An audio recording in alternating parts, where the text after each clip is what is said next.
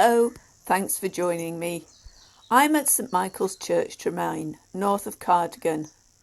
In this video I show you round this special church and its graveyard and tell the stories of some of those buried here. The church is Grade 2 star listed, but it was nearly lost when it was closed in 2008. It was saved by a band of local campaigners and now is in the care of the Friends of Friendless Churches. The original medieval church was rebuilt in 1810, and then the whole thing was rebuilt again in 1848 as we see it now. It's built of Mwldan sandstone from the nearby quarry at Tannagroes, and the masonry is remarkable. The stones fit together like jigsaw pieces. It's the work of John Jones, the bard Talhaiarn from Denbighshire, who was born at the Harp Inn, Ffrindiau Talhaiarn in 1810, and who died there in 1869 by shooting himself. He was in terrible pain from arthritis. This is the only building designed exclusively by him. He usually worked for other architects. He worked on the Crystal Palace with Joseph Paxton. The church is an early example of the type of Gothic church built on the lines approved of by the Ecclesiological Society, who advocated the revival of worship and moral standards in the Anglican Church. It isn't normally open to visitors, but I did manage to visit on one of its rare open days in September 2021. There was also an exhibition, hence the flowers and other items you can see. The interior is virtually unchanged from the day of its completion. It's very simple in its design, with stained pine screens, pews and pulpit, and lit by 2 large iron and brass Gothic candle holders and 5 oil lamps. There are quarry tiles in the nave and encaustic tiles on the chancel floor by the altar. The schoolroom in the north aisle is separated off by a screen and has little child-sized pews. The font is the oldest thing in the church and dates to the 13th century. This church has a deadly secret. The walls are plain, rendered and lime-washed, but the chancel walls were once painted green, now safely covered over by layers of lime wash. I say safely because the green pigment was made using arsenic. This church is very beautiful and well worth a visit. The Friends of Tremain Church will open it for tours by arrangement. Contact details are in the video description below. The churchyard has a lot of interesting gravestones.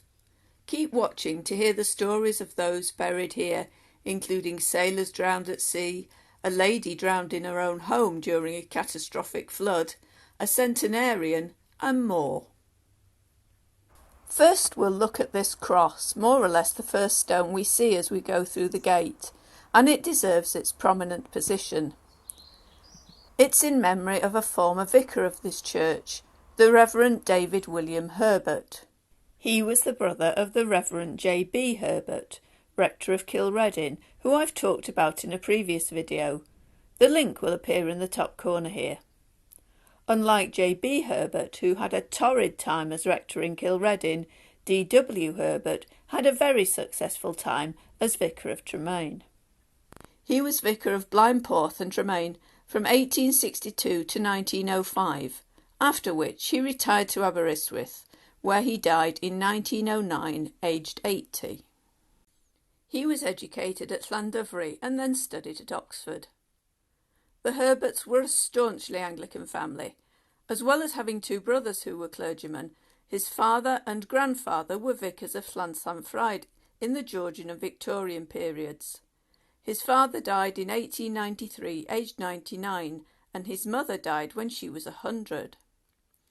He was responsible for the rebuilding of Blaenporth Church and a very nice vicarage at Tremain, designed by R.J. Withers, which had a walled kitchen garden. He was a popular vicar, had a large congregation, and his funeral was attended by a very large crowd. His first wife, Jane Whittington of Neath, died in 1873 and was buried here. They had 2 sons. One became a doctor at the lunatic asylum in Denbigh, and another was a solicitor in Newport. His second wife, Jane Evans, was the daughter of a Yorkshire rector. She was formerly married to the rector of Brideth, near Kilgerran. After being widowed, she married the Reverend Herbert in 1874. She was known for her good works and kindness and needlework. She was buried at Kilgerran. Her death affected the Reverend Herbert terribly, and although he was already ill and frail, using a bath chair to get around, he died 6 months after her. David and Mary Davis farmed at Helligvour all their married life. They had lost a son, Evan, and a daughter, Anne, in 1830, aged 18 and 2. They had a surviving son, Evan, and another daughter who survived. Evan farmed there with them and took over after the death of his father in 1876. His father was 89 when he died, so Evan's help, along with some farm servants, must have been needed. David's wife Mary survived him until 1892, when she died aged 105. Apparently she was still in full health with all her faculties unimpaired until a few weeks before her death. Her epitaph tells us she possessed a pure character to the grave and was a portrait of a godly woman, notable for her gentle spirit, simple, uncomplaining, and adorned with a sense of holiness. Not so long lived, alas, was little Mary Evans, whose epitaph speaks of the pain of her early loss at 3 years old in 1892. Little Mary is in her grave, it reads. She left her mummy and is among the beautiful angels. The 4 children of Thomas and Mary Owens were older when they died, but their loss was no less tragic. David drowned in Cardiff in 1857 and is buried there. He was 23. Owen drowned on a voyage between Nantes and Liverpool the very next year. He was 26. Mary died in 1860, 2 years later, aged 16. And 2 years after that, Esther died, aged 22. This stone is to the wife and children of Thomas Davis, a sawyer. Anne, his wife, died in 1840, aged 50. David, his eldest son, drowned when the Cardigan schooner, the Aurora, sank off the Galloway coast in 1832. He was just 19. Nancy, their second daughter, died in 1837, also aged 19.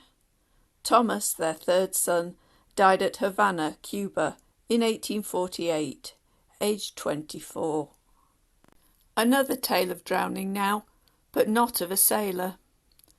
Anne Matthias was the unmarried sister of Captain Matthias of St Dogmell's. She kept a small grocer's shop in Cardigan, and it must have seemed to her that her brother, not she, was the one at risk of drowning.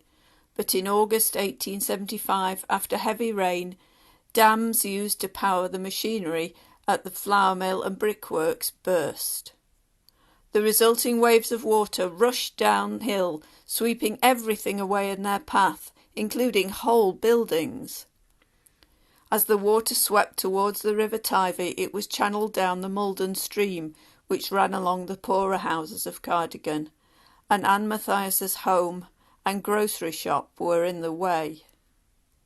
The water destroyed the slaughterhouse and bridge and flooded the houses to a depth of 10 feet, drowning one elderly lady in her bed and carrying another, Anne Matthias, with it.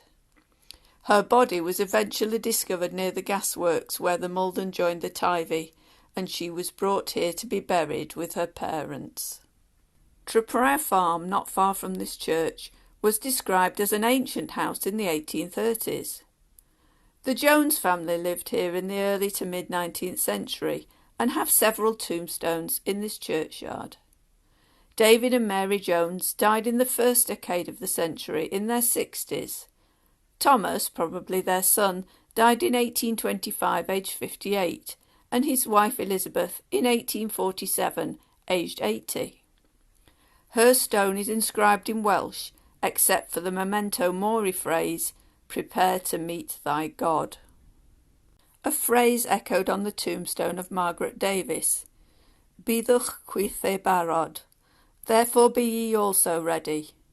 But both ladies had plenty of time to prepare to meet their Maker. Elizabeth Jones was 80 when she died, and Margaret Davis was 92. For Esther, the wife of John Jones, tailor of Cwmdyffryn, Llangoedmor, the end came more suddenly. She died in 1815, aged 34, along with her unnamed baby. Death in childbirth, sadly, a too common occurrence. A crudely carved face looks out with blank eyes at the top of her headstone. What does it represent? Well, it's unlikely to be a portrait of her. That wasn't really a thing at this period, and if it is, it's not very flattering. More likely an angel, or perhaps her as an angel. Nearby is another head, on the headstone of John Davis of Ffynnon, Llangoedmor, who died in 1834, aged 66. A male head this time. Some of the monuments are the work of Enoch John of Mwldan, Ceredigion, stonecutter, buried here in 1858. Symbols that occur here are the ever-popular Bible, popular from the 1860s till about 1900, either the closed type or the open type here with text. Classical urns, there are lots of urns here, a popular Georgian motif, and found on tombstones from about the 1820s to the 30s. Other Christian symbols are found here too, such as the IHS on this stone for Thomas Williams of Gwalior House, St Dogmell's, who died on a voyage in South America, and this dove representing the Holy Spirit descending for John Evans, tailor of Greenfield Square, Ceredigion. This is quite a full churchyard for a small church in a small parish, but as you've probably noticed, a lot of those buried here lived out of the parish, in St Dogmell's, Llangoedmor, Aberporth and Ceredigion.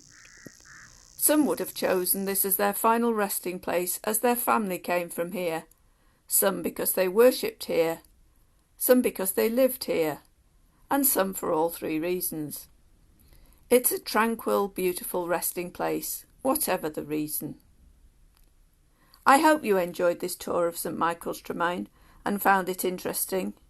Before you go, please remember to give this video a like by hitting the thumbs up button, and for more such videos in future, hit the subscribe button and the little bell. And as always, thank you for watching.